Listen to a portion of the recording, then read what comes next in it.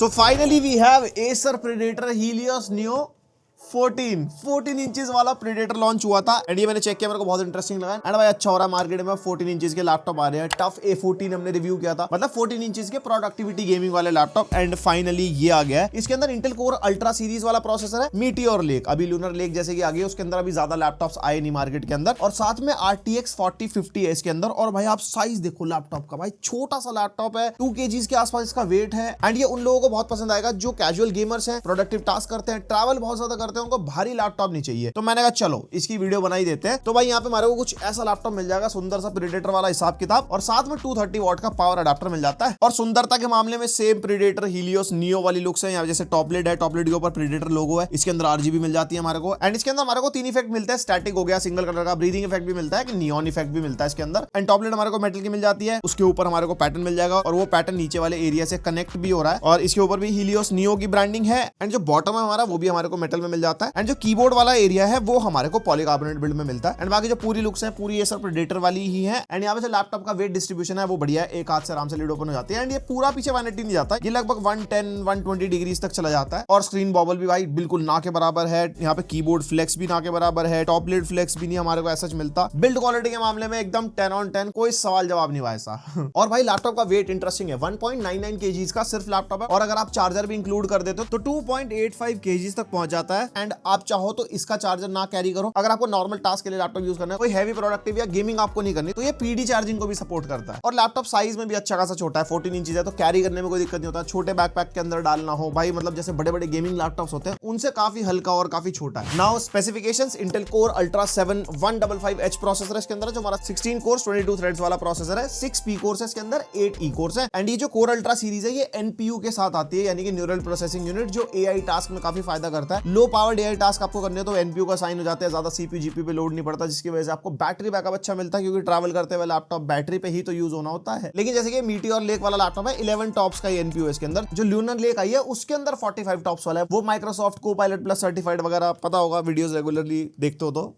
नहीं देखते तो भैया सब्सक्राइब करो, देखा करो यार। और RTX 4050 मिल जाएगा इसके अंदर, जो हमारा 6GB VRAM वाला ग्राफिक्स कार्ड है। 120 वॉट TGP है भाई इस छोटे से लैपटॉप में एंड 16GB RAM मिल जाएगी LPDDR5 6400 मेगा ट्रांसफर्स पर सेकंड स्पीड के साथ। सोल्डर्ड रैम है, अपग्रेड नहीं कर सकते। यहाँ पे मेरे को एक चीज फील हुई, 16GB RAM के अलावा कोई 32GB RAM वाला वेरिएंट होना चाहिए था। वैसे मैं चेक कर रहा था, अल्ट्रा 9 वेरिएंट है लेकिन वो इंडिया में नहीं है, इंडिया में सिर्फ ये अल्ट्रा 7 4050 वाला है जिसमें 16GB RAM है। वैसे कुछ केसेस में 32GB की रिक्वायरमेंट होती है फॉर प्रोडक्टिव टास्क। वैसे जो ये स्पेक्स कॉम्बिनेशन है इसमें 16GB बढ़िया, हमने जैसे यूज करके देखा था इसको, हमारे को कोई दिक्कत नहीं है। बाकी आगे बताता हूं परफॉर्मेंस के बारे में। एंड 1 TB की Gen 4 SSD मिल जाती है, जिसकी रीड एंड राइट स्पीड बढ़िया मिलती है हमारे को एंड एक ही SSD का स्लॉट है जिसको आप मैक्सिमम 2 TB तक अपग्रेड कर सकते हो। बाकी स्टोरेज में एक चीज बहुत बढ़िया है, इसके अंदर माइक्रो SD कार्ड स्लॉट है, जो आपका एक्सपेंशन की तरह यूज हो जाएगा। जैसे गेमिंग हैंडल्स में होता है ना, गेम डाल के अपना आराम से रहो, तो वो वाला काम इसमें हो सकता है। और काफी बड़े बड़े साइज के माइक्रो SD कार्ड आते हैं। और कनेक्टिविटी में Wi-Fi 6E and Bluetooth version 5.3 and कोई भी MS ऑफिस नहीं है इसके अंदर, जो कि एक ड्रॉबैक है। भाई MS ऑफिस होना चाहिए था। ये वाले लैपटॉप लोग लेते हैं प्रोडक्टिव टास्क के लिए, कोई ऑफिस यूजर है भाई, इसको गेम भी खेलने, ऑफिस काम करना है, फिर उसको MS ऑफिस अलग से खरीदना पड़ेगा, तो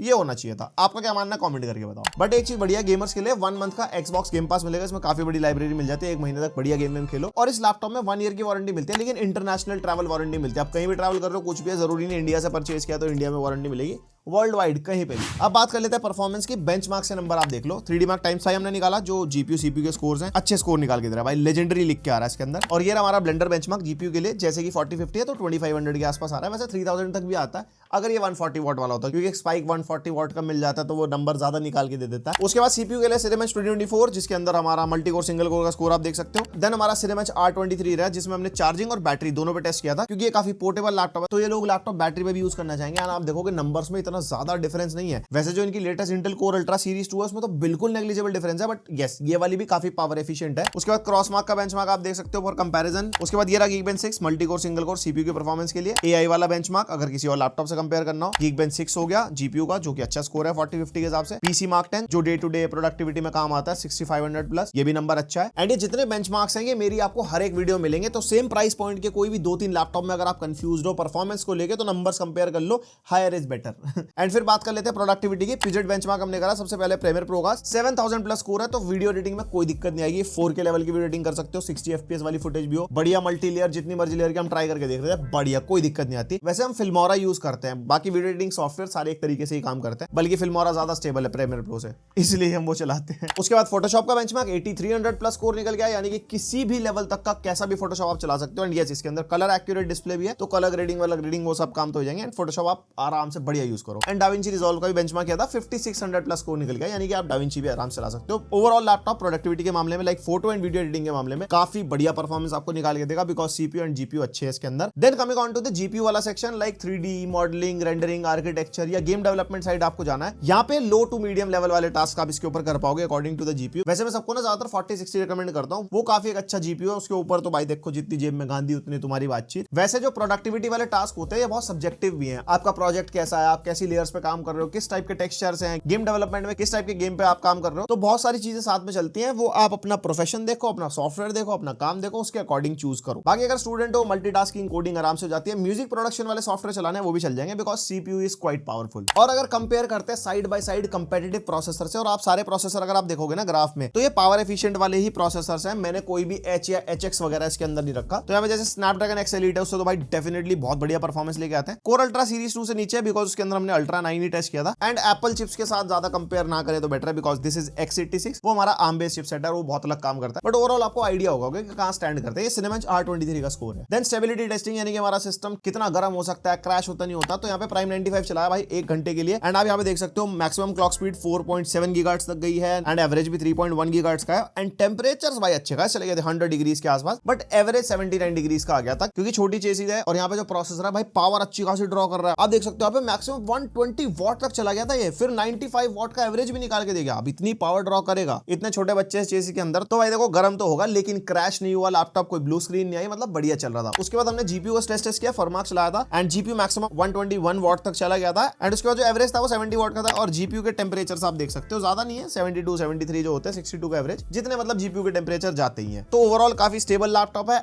एंड कितनी स्टेबल है गेमिंग की परफॉर्मेंस, जरा वो देखो आप, फिर आगे बात करते हैं। सबसे पहले वैलोरेंट, एंड जैसा इसके अंदर सीपीयू है, सीपीयू इंटेंसिव गेम है, और 1200p पे टेस्ट करे, जो इसका नेटिव रेजोल्यूशन है लैपटॉप का, उसके हिसाब से वही 250-300 FPS के आसपास हमारे को मिल रहा है। एंड बैटरी परसेंटेज नीचे हमने ऑन कर रखा है कि भाई लैपटॉप की बैटरी डाउन तो नहीं हो रही है। एंड बाकी थर्मल्स वगैरह भी बढ़िया चल रहे हैं। और यहाँ पे रूम टेम्परेचर 17-18 डिग्रीज के आसपास है हमारा। उसके बाद CS2 हमने टेस्ट किया, यहाँ पे हमारे को बढ़िया 120-130 FPS मिल रहे हैं वेरी हाई सेटिंग्स पे। फिर उसके बाद हमने एल्डन रिंग ट्राई किया, maximum settings, ray tracing maximum है, उसमें बढ़िया हमारे को 60 FPS मिल गए। वैसे ये 60 FPS लॉक्ड वाली गेम है। फिर हमने टेस्ट किया GTA 5, एंड सब कुछ मतलब हाईएस्ट, जैसे पोस्ट एफेक्ट्स को अल्ट्रा पे कर दिया, सेटिंग सारी वेरी हाई पे कर दी, क्योंकि कुछ लैपटॉप्स में हमारे को ओवरकिल 188 FPS से ज्यादा मिल जाते हैं तो स्टटर मारने लगता है। तो हमने सोचा पूरा लोड डालते हैं, यहाँ पे FPS ये बढ़िया निकाल के दे रहा है। उसके बाद हमने RDR2 टेस्ट किया, इसके अंदर भी हमारे को अच्छे FPS मिल रहे हैं 60, 70, 75 के आसपास। और थर्मल्स बहुत अच्छे कंट्रोल कर रहा है लैपटॉप, क्योंकि ना तो ज्यादा वोल्टेज पुश हो रही है और ना ही ज्यादा गर्म हो रहा है। एंड फिर हमने साइबरपंक टेस्ट किया, और यहाँ पे VRAM कंजम्पशन भी आप देख सकते हो जीपीयू की 5.7 GB के आसपास है। एंड राइट साइड वाला गेम प्ले देखोगे तो 5.9 GB के आसपास है। And FPS Dhuandhar, frame generation मिलता ही है। फिर हमने रे ट्रेसिंग को भी अल्ट्रा पे किया, उसके अंदर भाई रॉ परफॉर्मेंस तो ऑब्वियसली 40-50 में नहीं निकाल पाता, लेकिन वही है फ्रेम जनरेशन लगा के बढ़िया एकदम FPS हमारे को मिल रहा है। उसके बाद हॉगवर्ट्स लेगेसी हमने टेस्ट किया, ये भी अच्छा खासा जीपीयू इंटेंसिव गेम है, एंड अच्छे FPS यहाँ पे हमारे को मिल रहे हैं अल्ट्रा सेटिंग्स पे, फ्रेम जनरेशन लगाने के बाद रे ट्रेसिंग भी अल्ट्रा पे है। फिर टेस्ट किया the last of us, and यहाँ पे भी अल्ट्रा सेटिंग्स पे अच्छे फ्रेम रेट मिल रहे हैं। लाइक नेटिवली आप आज की डेट में AAA गेम्स अल्ट्रा सेटिंग्स पे आराम से खेल सकते हो। उसके बाद Horizon Forbidden West, very high setting, यहाँ पे जो रॉ परफॉर्मेंस है वो तो नॉर्मल 30 FPS के आसपास ही है, लेकिन फ्रेम जनरेशन लगा के बढ़िया 60 फ्रेम रेट हमारे को मिल रहा है। एंड गोस्ट ऑफ सुशीमा तो बहुत ऑप्टिमाइज गेम है, यहाँ पे इसमें अच्छे फ्रेम रेट मिलते ही मिलते हैं हमारे को। उसके बाद गॉड ऑफ वॉर ट्राई किया, गॉड ऑफ वॉर के अंदर भी बढ़िया धुआंधार फ्रेम्स 80, 90, 100 दोनों सिनेरियोज में। फिर हमने हेलब्लेड ट्राई किया, हेलब्लेड में कुछ ग्लिच था या क्या था भाई, हाई सेटिंग्स पे ये हैंडल ही नहीं कर पाया, क्योंकि 25 वॉट पे सीपीयू जीपीयू चले गए थे। फिर हमने इसको ना लो सेटिंग्स पे करा, तो लो सेटिंग्स पे सही चल गया था। तो प्रोबेबली हो सकता है कोई ग्लिच वगैरह हो गया, तो जब लो सेटिंग्स पे इतने FPS आ रहे हैं तो मीडियम टू हाई पे भी हम डेफिनेटली खेल पाएंगे इस लैपटॉप पे, ऐसी कोई दिक्कत नहीं है। फिर ब्लैक मिथ वुकोंग टेस्ट किया, सिनेमैटिक यानी कि highest possible settings, frame generation लगा के ठीक ठाक FPS मिल रहा है। रॉ परफॉर्मेंस तो भैया अच्छी मिली नहीं है, और यहीं पे रे ट्रेसिंग लगाते हैं तो जाके तो कह रहा भैया ना हमसे ना हो पाएगा।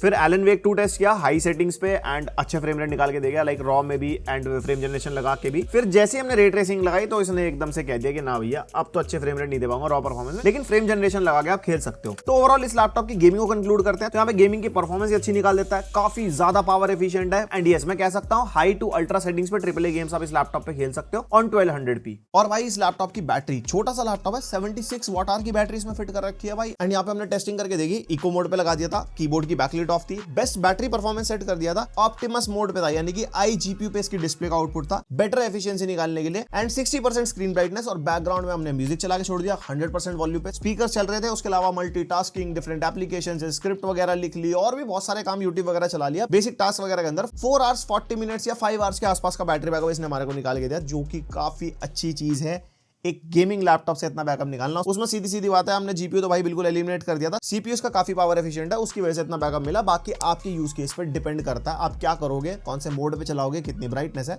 तो ऊपर नीचे चीजें हो सकती है। और जो 230 वॉट का पावर अडाप्टर इसके साथ आता है, उससे फुल चार्ज होने में 1 आवर 10 मिनट्स के आसपास लगता है, तो चार्जिंग स्पीड भी अच्छी है। देन आते हैं पोर्ट्स। लेफ्ट साइड में एक पावर इनपुट पोर्ट मिल जाएगा, यूएसबी टाइप है 3.2 Gen 2 वाला, थंडरबोल्ट 4 पोर्ट मिलता है यहाँ पे हमारे को, टाइप सी जो आपका इंटेल iGPU से आउटपुट देता है, जो इंटेल आर्क iGPU है इसका। एंड ये टाइप सी पोर्ट पीडी को भी सपोर्ट करता है। हम टेस्ट करके देख रहे थे 60-65 वॉट, 70-75 वॉट, इसमें फ्लक्चुएट करा था, मतलब पीडी के थ्रू आप चार्ज कर सकते हो, लैपटॉप यूज कर सकते हो, और साथ में फास्ट स्पीड डेटा ट्रांसफर तो हो ही जाएगा। एंड एक आ गया हमारा हेडफोन माइक जैक का कॉम्बो। बाकी पोर्ट राइट साइड में HDMI 2.1 का पोर्ट है, जिसका आउटपुट हमारा DGPU से मिलता है। एक USB 3.2 Gen 2 type A port मिलता है। देन एक और USB-C पोर्ट है, जो USB 3.2 Gen 2 वाला है, जो डिस्प्ले आउटपुट सपोर्ट करता है DGPU से, यानी कि 4050। और ये वाला टाइप सी पोर्ट भी पावर डिलीवरी को सपोर्ट करता है, फास्ट स्पीड डेटा ट्रांसफर की तो कोई दिक्कत ही नहीं है। एंड माइक्रो SD कार्ड का स्लॉट भी मिलता है, जो भाई सोने पे सुहागा है। ये तो गेमिंग लैपटॉप, सिनेलाइट सब में आजकल डाल देना चाहिए एक्सपेंशन के लिए। फिर आ जाते हैं कीबोर्ड पे। कीबोर्ड हमारे को सेम वैसी फीलिंग देता है जैसे एक प्रेडेटर का कीबोर्ड होता है। यहाँ पे हमारे को 10 keyless वाला कीबोर्ड मिलता है। 3 zone RGB वाला कीबोर्ड है, जिसकी RGB आप इसके प्रेडेटर सेंस सॉफ्टवेयर में जाके चेंज कर सकते हो। डेडिकेटेड कोपायलट की की मिल जाती है इसके ऊपर। एक यहाँ पे हमारे को डेडिकेटेड प्रेडेटर सेंस की की मिल जाती है। माइक ऑन ऑफ की हॉट की यहाँ पे हमारे को मिल जाती है, जो काफी काम की है। और कीबोर्ड टाइपिंग एक्सपीरियंस अच्छा है, जैसे एक प्रेडेटर से प्रीमियम एक्सपीरियंस एक्सपेक्ट करते हो ना, इसमें भी सेम ही मिलेगा आपको। और फिर आता है ट्रैक पैड। ट्रैक पैड ज्यादा बड़ा नहीं है, रेक्टेंगुलर शेप का है, मल्टीजेस्ट को सपोर्ट करता है, स्मूथ है चलने में, और फुली क्लिकेबल वाला है, मेरे को ऐसा कोई दिक्कत नहीं आई। और फिर आती है डिस्प्ले। ये लैपटॉप छोटा है, 14.5 इंचेस की डिस्प्ले मिलती है, IPS पैनल है, एंटी ग्लेयर वाला, 16:10 का एस्पेक्ट रेशियो है, 1200p वाली डिस्प्ले है, जैसा GPU है आपने गेम टेस्ट में देखा 1200p इसके लिए बिल्कुल सही रेजोल्यूशन है। 120 हर्ट्ज के रिफ्रेश रेट के साथ ही आती है। एंड ब्राइटनेस हम टेस्ट करके देखते हैं, ब्रांड ने तो वैसे 300 निट्स बोला है, हमारी टेस्टिंग में 280 निट्स तक ये ऑल टाइम जा रहा था। बाकी जिस टाइप का कंटेंट देखोगे ना, ब्राइटनेस पुश हो सकती है अप टू 300 निट्स तक। एंड कलर एक्यूरेट है display, 100% sRGB, 76% Adobe RGB, 72% NTSC and 78% P3। और कोई भी HDR का सपोर्ट नहीं है इसके अंदर, लेकिन Nvidia G-Sync सर्टिफाइड डिस्प्ले है ये, तो जैसे Nvidia का GPU इसके अंदर आप गेम्स खेलोगे तो टेयरिंग वगैरह गेम्स में आपको नहीं मिलेगी, तो वहां पे एक्सपीरियंस बढ़िया रहता है। एंड डिस्प्ले का एक्सपीरियंस की बात कर लेते हैं, गेमिंग करो, कलर ग्रेडिंग करो, डिस्प्ले बहुत बढ़िया, कोई दिक्कत नहीं है। बस एक चीज मेरे को फील हुई, ब्राइटनेस अप टू 400 निट्स तक की ब्राइटनेस होनी चाहिए थी, मतलब आजकल काफी लैपटॉप्स में मिल जाती है, एंड इसकी प्राइसिंग भी अच्छी खासी है, तो वहां पे थोड़ा सा मेरे को फील हुआ।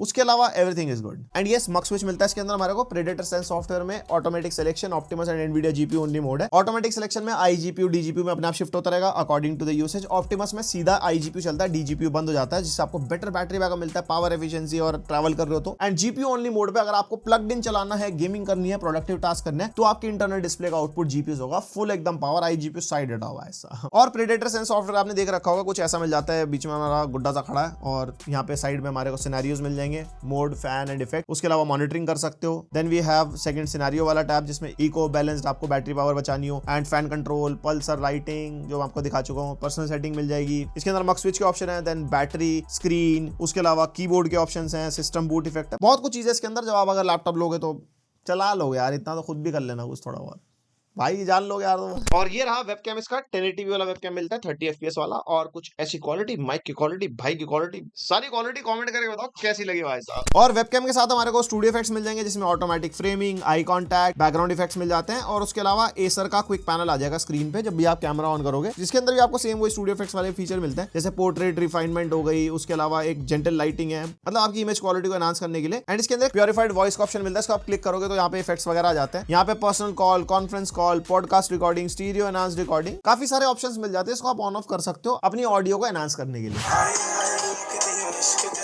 स्पीकर बढ़िया लाउड है, क्लियर है और अच्छी आवाज आती है, मतलब अबव एवरेज वाले मैं कह सकता हूँ। स्पीकर आपको डिसअपॉइंट नहीं करेंगे। वैसे जो स्पीकर है 2-2 वॉट के डाउन फायरिंग वाले स्पीकर है। एंड इसके अंदर हमारे को DTSX का सपोर्ट भी मिलता है, इसकी एक ऐप मिल जाएगी DTSX अल्ट्रा, जिसके अंदर डिफरेंट मोड्स वगैरह हमारे को मिलते हैं, जो आपके लिसनिंग एक्सपीरियंस को एनहांस करेंगे फॉर एक्सटर्नल डिवाइसेस। कभी कोई स्पीकर या हेडफोन लगा लिया, इनके स्पीकर में इतना पता नहीं लग पाता, but yes speaker are good. तो ये हो गया पूरा review Acer Predator Helios Neo 14, छोटा सा 14 इंचेस का gaming laptop. And Predator series बहुत लोगों की फेवरेट है, ऐसी लुक्स के लिए लोग इसको बहुत पसंद करते हैं। एंड ये लैपटॉप 1,40,000 का चल रहा है। अब आप कहोगे भैया 140 में तो भैया गेमिंग लैपटॉप ऐसे वैसे, इवन प्रेडेटर ही हमारा 4060 दे रहा है, ये हम 4050 क्यों ले। देखो यहाँ पे जो 14 इंचेस के लैपटॉप है, जैसे हमने टफ A14 भी करा था भाई, ये लैपटॉप छोटे किए जाते हैं, इनके ऊपर काफी R&D होती है, रिसर्च एंड डेवलपमेंट, जिसकी वजह से वो कॉस्ट इनकर होती है। एंड इसको चूज करने वाले बहुत अलग तरीके की ऑडियंस है, जिनको भैया काम करने हैं, भारी नहीं चाहिए, ट्रैवल बहुत ज्यादा करते हैं, बहुत सारे फैक्टर्स हैं। अब इसी प्राइस पॉइंट पे थिनर लाइट भी इतने महंगे मिलते हैं, फिर आप इसी प्राइस पॉइंट पे फुल फ्लेजेड गेमिंग लैपटॉप्स भी ले सकते हो, बहुत सारी चीजें हो जाती है। आप बताओ आप किस टाइप के यूजर हो, आप बताओ आपको ये वाला लैपटॉप कैसा लगा, वैसे इसका लिंक दे दूंगा मैं डिस्क्रिप्शन में। बाकी और कोई लैपटॉप का रिव्यू चाहते हो, कंपैरिजन चाहते हो, कुछ भी भाई कमेंट सेक्शन भर डालो, हम